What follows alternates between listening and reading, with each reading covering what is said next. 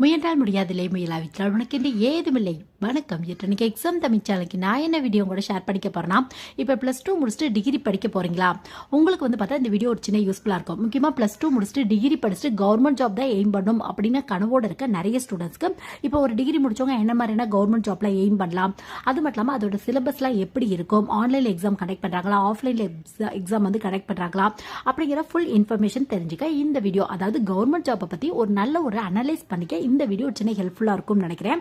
முக்கியமாக டிகிரி படிச்சுட்டு இருக்கவங்களுக்கு, இல்லை இப்போ தான் டிகிரி ஜாயின் பண்ணணும் அப்படின்னு ஆசைப்படுறேன் நிறைய பேருக்கு எந்த கவர்மெண்ட் ஜாபோட சிலபஸ் எப்படி இருக்கும், அதுக்கு என்ன பண்ண எலிஜிபிளாக கேட்பாங்க, டெக்னிக்கல் எக்ஸாம்னா எப்படி இருக்கும், இல்லை இந்த எனி டிகிரி ஹோல்டர்ஸ்க்கான எக்ஸாம் எப்படி இருக்கும், அது மட்டும் இல்லாமல் ஆன்லைனில் கண்டக்ட் பண்ணுவாங்களா, ஆஃப்லைனில் கண்டக்ட் பண்ணுறாங்களா, எப்படி இருக்கும் அப்படிங்கிற ஃபுல் இன்ஃபர்மேஷன் தெரிஞ்சுக்க இந்த வீடியோ சின்ன யூஸ்ஃபுல்லாக இருக்கும்னு நினைக்கிறேன்.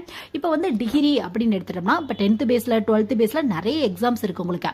முக்கியமாக பார்த்தா ரயில்வே ரெக்ரூட்மெண்ட் போர்டில் NTPC எக்ஸாம் நீங்கள் 12th முடிச்சுட்டு அப்ளை பண்ணலாம். இது மட்டும் இல்லாமல் குரூப் டி எக்ஸாம் ட்ரை பண்ணி பார்க்கலாம். SSCல பார்த்தா ஸ்டெனோகிராஃபர் ட்ரை பண்ணி பார்க்கலாம். MDS எக்ஸாம் ட்ரை பண்ணி பார்க்கலாம். மல்டி டாஸ்கிங் ஸ்டாஃப் அப்படின்னு சொல்லுவாங்க. CHSL அப்படிங்கிற எக்ஸாம் இருக்கு, அதாவது கம்பைன் ஹையர் செகண்டரி லெவல் அப்படிம்பாங்க. அந்த மாதிரியான எக்ஸாம் இருக்கு உங்களுக்கு. அது மட்டும் இல்லாமல் பார்த்தா இப்போ தமிழ்நாடு கவர்மெண்ட் அப்படிங்கிறதுல குரூப் 4 எக்ஸாம், VAO எக்ஸாம், அது மட்டும் இல்லாமல் தமிழ்நாட்டுக்கான கான்ஸ்டபிளுக்கான வேகன்சி, இது மட்டும் இல்லாமல் SSCல இருந்து கண்டக்ட் பண்ற கான்ஸ்டபிளுக்கான வேகன்சி, ரயில்வே ரெக்ரூட்மெண்ட் போர்டில் கண்டக்ட் பண்ற கான்ஸ்டபிளுக்கான வேகன்சி உங்களுக்கு. இது மட்டும் இல்லாமல் போஸ்டல் டிபார்ட்மெண்ட்ல நிறைய வேகன்சி உங்களுக்கு.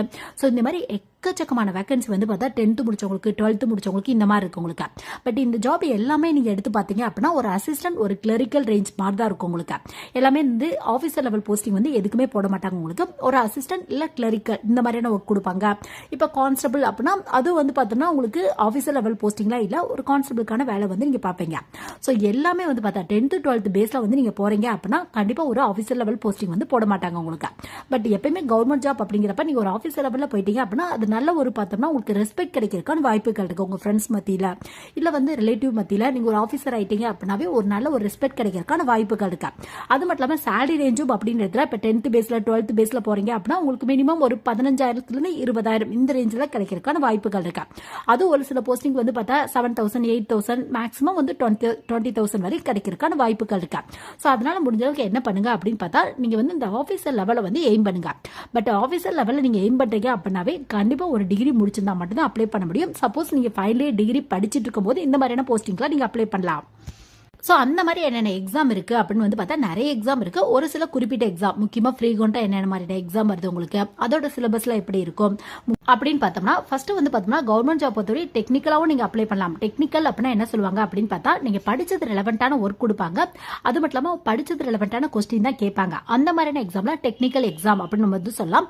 ஸோ டெக்னிக்கல் எக்ஸாம்னா நிறைய எக்ஸாம்ஸ் இருக்கு உங்களுக்கு. எக்ஸாம்பிளுக்கு நீங்க டீச்சிங் ட்ரை பண்றீங்க, அது மட்டும் இல்லாமல் காலேஜ் லெவலில் ப்ரொஃபஸருக்கு ட்ரை பண்றீங்க, அது மட்டும் இல்லாமல் பார்த்தோம்னா இப்போ இன்ஜினியரிங் முடிச்சுட்டு நீங்க டெக்னிக்கலா நிறைய போஸ்டிங் இருக்கு உங்களுக்கு. இந்தியன் இன்ஜினியரிங் சர்வீஸ் இருக்கு, SSCல junior engineer, assistant இன்ஜினியருக்கான vacancy, railway recruitment போர்டுல ஜூனியர் இன்ஜினியருக்கான வேகன்சி, தமிழ்நாடு கவர்மெண்ட்ல நிறைய ஜூனியர் இன்ஜினியர், அசிஸ்டன்ட் இன்ஜினியருக்கான வேகன்சி, இந்த மாதிரி நிறைய வேகன்சி இருக்கு. ஸோ இதெல்லாம் டெக்னிக்கலா ஜாப் உங்களுக்கு பார்த்தா, அதாவது நீங்க ஈஸி முடிச்சிருந்தீங்க அப்படின்னா அது ரெலவெண்டான ஒர்க் கொடுப்பாங்க, மெக்கானிக்கல் முடிச்சிருக்கீங்க அப்படின்னா அது ரெலவெண்டான ஒர்க், சிவில் முடிச்சிருக்கீங்க அப்படின்னா அது ரெலவெண்டான ஒர்க் கொடுப்பாங்க உங்களுக்கு. ஸோ இதை தான் பார்த்தா டெக்னிக்கல் போஸ்டிங் அப்படிம்பாங்க. டெக்னிக்கல் போஸ்டிங் பொறுத்தவரை நிறைய அட்வான்டேஜ் இருக்கு உங்களுக்கு. என்ன மாதிரியான அட்வான்டேஜ் அப்படின்னு பார்த்தா உங்களுக்கு சிலபஸும் உங்க டெக்னிக்கலா இப்போ ஈஸி முடிச்சிருக்கீங்க அப்படின்னா ஈஸி ரெலவெண்டா கொடுப்பாங்க. இதுவே BSc கம்ப்யூட்டர் சயின்ஸ் முடிச்சிருக்கீங்க அப்படின்னா கம்ப்யூட்டர் ரெலவெண்டான ஒர்க் கொடுப்பாங்க. இதுவே BSc பிசிக்ஸ் முடிச்சிருக்கீங்க அப்படின்னா பிசிக்ஸ் ரெலவெண்டான ஒர்க், கெமிஸ்ட்ரி முடிச்சிருக்கீங்க அப்படின்னா கெமிஸ்ட்ரி ரெலவெண்டான ஒர்க் கொடுப்பாங்க. சிலபஸும் பார்த்தா நீங்க என்ன கம்ப்ளீட் பண்ணிக்கலாம் அதுக்கு ரெலவெண்டா வரனால ஈஸியா கிளியர் பண்றதுக்கான வாய்ப்புகள் இருக்கு உங்களுக்கு. பட் வேகன்சி அப்படின்றது ரொம்ப லோவா தான் இருக்கும் உங்களுக்கு. இப்போ எக்ஸாம்பிளுக்கு பார்த்தோம்னா நீங்க BSc பிசிக்ஸ் இல்ல BSc கெமிஸ்ட்ரி முடிச்சுட்டு ரயில்வே ரெக்ரூட்மெண்ட் போர்டில் வர ஜூனியர் இன்ஜினியருக்கு வர கீழே வர CMA அப்படிங்கிற ஒரு போஸ்டிங் அப்ளை பண்றீங்க அப்படின்னா இது கெமிக்கல் மெட்டலர்ஜிக்கல் அசிஸ்டன்ட் அப்படிவாங்க. ஸோ இந்த போஸ்டிங் அப்ளை பண்றீங்க அப்படின்னா வேகன்சி பார்த்தா ஒரு 100 வேகன்சி இந்த மாதிரி தான் அனௌன்ஸ் பண்ணுவாங்க உங்களுக்கு. ஸோ அதனால டெக்னிக்கலா ஒரு ஜாபுக்கு அப்ளை பண்றப்ப வேகன்சி லெவல் ரொம்ப லோவா இருக்கும். நீங்க எஃபோர்ட் போட்டா தான் கிளியர் பண்ற மாதிரி இருக்கும் உங்களுக்கு. இப்ப தமிழ்நாடு கவர்மெண்ட் அது மட்டும் இல்லாம பார்த்தா சென்ட்ரல் கவர்மெண்ட் ரெண்டுலயுமே எடுத்துட்டோம் அப்படின்னா ஒரு கவர்மெண்ட் ஜாப்க்கு நீங்க ஆஃபீஸர் லெவல்ல போகணும் அப்படிங்க ஆசைப்பட்டீங்க அப்படின்னா மினிமம் எலிஜிபிள் பார்த்தோம்னா 80-85% மேல கவர்மெண்ட் ஜாப் பொறுத்தவரையும் உங்களுக்கு வந்து எனி டிகிரி முடிச்சிருக்கணும். சப்போஸ் நீங்க ஃபைனல் படிக்கும்போது கூட ட்ரை பண்ணலாம், அந்த மாதிரி தான் வச்சிருக்காங்க உங்களுக்கு. ஸோ நீங்க வந்து ஒன்னு டெக்னிக்கலா ட்ரை பண்ணி வந்து இங்க போகலாம். பட் டெக்னிக்கலா ட்ரை பண்ணீங்க அப்படின்னா ரொம்ப அதிக அளவு எஃபர்ட் போடுற மாதிரி இருக்கும் உங்களுக்கு. ஏன்னா உங்களுக்கு வேகன்சி ரொம்ப கம்மியா இருக்கும், நம்பர் ஆஃப் கேண்டிடேட்ஸ் அப்ளை பண்ணுறது அதிக அளவு இருப்பாங்க உங்களுக்கு. ஸோ ஒன்னு நீங்க டெக்னிக்கலா ட்ரை பண்ணி பார்க்கலாம். சப்போஸ் அப்படி இல்லை அப்படின்னா இந்த எனி டிகிரி ஹோல்டர்ஸ்க்கான ஜாப் வந்து ட்ரை பண்ணி பார்க்கலாம். இப்போ எனி டிகிரி ஹோல்டர்ஸ்க்கான ஜாப் ட்ரை பண்றப்ப உங்களுக்கு நிறைய வேகன்சி இருக்கும். But number of candidates apply பண்ணுறது அதிக அளவில் தான் இருப்பாங்க. பட் வேகன்சி வந்து அதிக அளவில் இருக்கும் உங்களுக்கு. ஸோ கொஞ்சம் எஃபர்ட் போட்டீங்க அப்படின்னா கிடைக்கிறதுக்கான வாய்ப்புகள் இருக்கு. பட் அதுல என்ன அப்படின்னு பார்த்தா நீங்க படிச்சது ரெலவெண்டான டாபிக் வராது, எல்லாமே டிஃப்ரெண்டான டாபிக்கா தான் இருக்கும் உங்களுக்கு. ஸோ அதுக்கும் நீங்க வந்து எஃபர்ட் போட்டாதான் கவர்மெண்ட் ஜாப் அப்படின்னாவே இப்போ எஃபர்ட் போட்டாதான் வந்து உங்களுக்கு கிடைக்கிறதுக்கான வாய்ப்புகள் இருக்கு. ஏன்னு பார்த்தா ஒரு 1000 வேகன்சி அனௌன்ஸ் பண்ணா நம்பர் ஆஃப் கேண்டிடேட்ஸ் அப்ளை பண்றது லட்சக்கணக்கில் இருக்கு உங்களுக்கு. எக்ஸாம்பிளுக்கு வந்து பார்த்தா 2022 வந்து பார்த்தோம்னா விஏஓ குரூப் 4க்கான வேகன்சி வந்து உங்களுக்கு அனௌன்ஸ் பண்ணிருக்காங்க. இதுல வந்து 7000 பிளஸ் வேகன்சி இருக்கு உங்களுக்கு. But number of candidates apply பண்றது பார்த்தோம்னா உங்களுக்கு 22 லட்சத்துக்கு மேல இருக்காங்க உங்களுக்கு. ஸோ இது வந்து பார்த்தா எதுக்கான ஸ்ட்ராட்டஜி அப்படி வந்து பார்த்தோம்னா உங்களுக்கு ஒரு சின்ன அண்டர்ஸ்டாண்டிங் வரணும் அப்படிங்கிறதுக்காக தான். அதாவது நம்பர் ஆஃப் கேண்டிடேட்ஸ் அப்ளை பண்றது அதிக அளவில் இருக்காங்க உங்களுக்கு.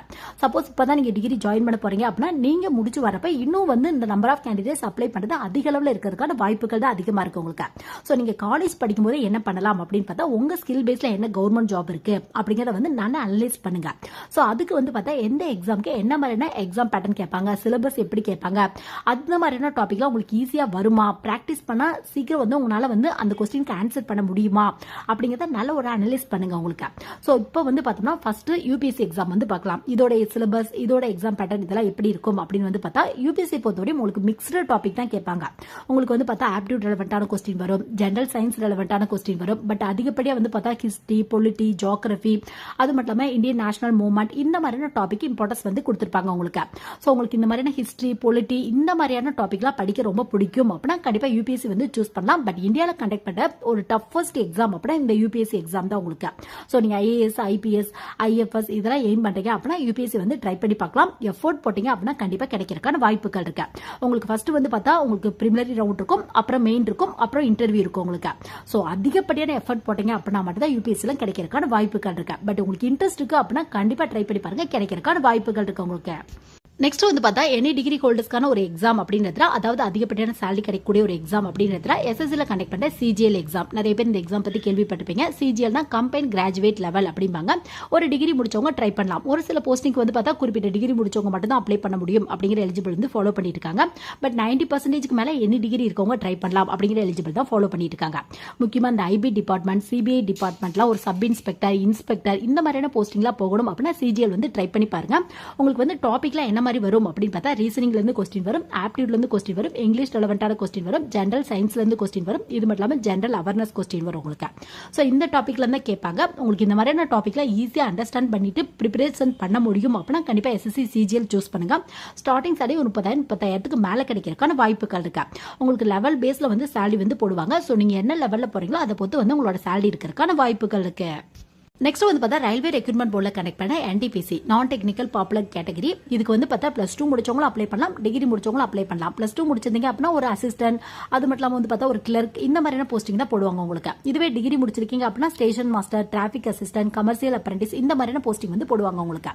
ஸோ நீங்க என்ன படிச்சீங்களோ அதுக்கு தகுந்த மாதிரியான போஸ்டிங் வந்து நீங்க அப்ளை பண்ணிக்கலாம். உங்களுக்கு ஸ்கில் பேஸ்ல கூட போஸ்டிங் வந்து போடுறாங்க. முக்கியமா வந்து பார்த்தோம்னா உங்களுக்கு டைப்பிங் ஸ்கில்லாம் நல்லா இருக்கு அப்படின்னா அதுக்கு ஏற்ற மாதிரியான ஸ்கில் பேஸ்ல கூட போஸ்டிங் வந்து போடுறாங்க. ஸோ உங்களுக்கு இன்ட்ரெஸ்ட் இருக்கு அப்படின்னா கண்டிப்பா ட்ரை பண்ணி பாருங்க. ஸ்டார்டிங் சேலரி 30,000 மேல கிடைக்கிறதுக்கான வாய்ப்புகள் இருக்கு.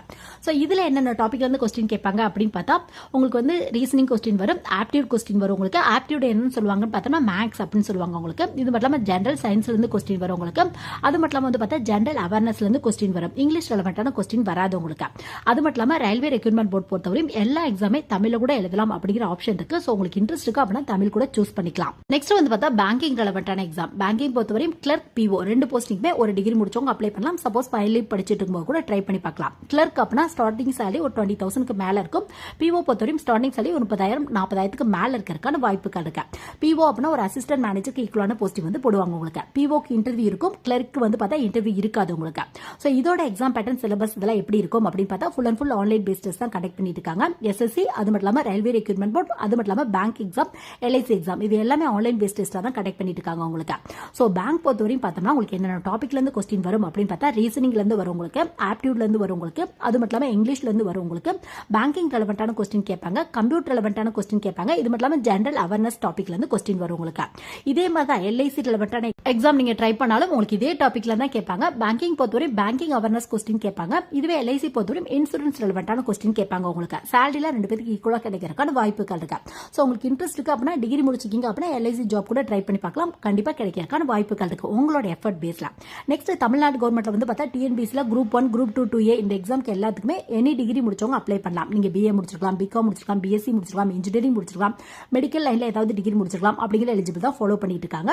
ஸோ இதோட சிலபஸ்ல எப்படி இருக்கும் அப்படின்னு பார்த்தோம்னா உங்களுக்கு வந்து இப்போ குரூப் 1 அப்படின்னு எடுத்தா எல்லாமே மிக்ஸ்டான டாபிக்ல இருந்து கொஸ்டின் வரும். ஆப்டியூட்ல இருந்து வரும், history, polity, economics, general science எல்லாமே மிக்ஸ் ஆகி டாபிக்ல இருந்து கொஸ்டின் வந்து கேட்பாங்க உங்களுக்கு. டெக்னாலஜி ரெலவெண்டான டாபிக் வரும். இந்த மாதிரி மிக்ஸ் ஆகி வரும் உங்களுக்கு.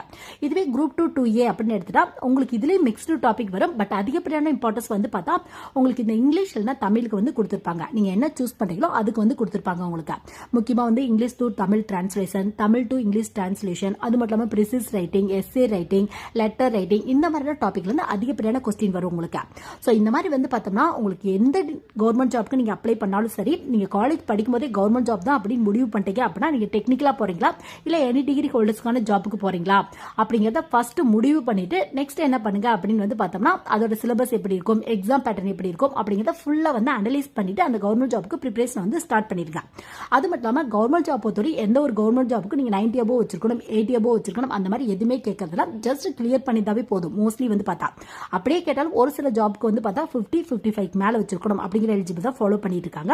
ஸோ முடிஞ்ச அளவுக்கு காலேஜ்ல எஃபர்ட்டை கம்மியா போட்டு, அதாவது பெர்சன்டேஜ்க்கு எஃபர்ட் கம்மியா போட்டு நீங்க கவர்மெண்ட் ஜாப்க்கு அதிக அளவு இம்பார்ட்டன்ஸ் கொடுத்து ப்ரிப்பரேஷனை காலேஜ் படிக்கும் போதே ஸ்டார்ட் பண்ணிட்டீங்க அப்படின்னா காலேஜ் முடிக்கும் போதே வந்து ஈஸியா வந்து ஒரு கவர்மெண்ட் ஜாப் கிடைக்கிறதுக்கான வாய்ப்புகள் இருக்கு உங்களுக்கு.